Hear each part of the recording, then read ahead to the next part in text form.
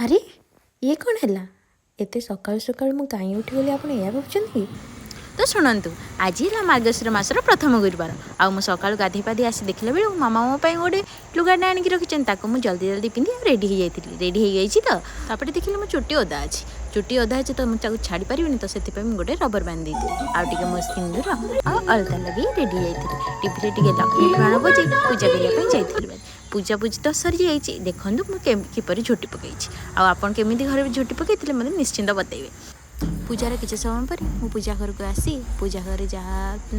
तार जिनस एपट सेपट हो रही जाता सेगुड़ी सजेदेली आगे भलसे परिष्कार करदेली आ देखिली मामा माणटा को एमती रखिदे से किसी चाउल रखी ताकू मु रखी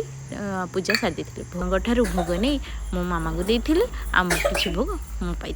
अरुआ भात डालमा भजा कर सारी मु आसी ऑफिस काम कर देती ऑफिस काम सरी जाइतिला परे टिके काउंटर रे बसी जप कर देती आ एमिति मो दिन कटि जाइतिला तो आपण मानक दिन केमति कटला मते कमेंट सेक्शन में निश्चिंत बतेबे। रहुची नमस्कार, जय जगन्नाथ।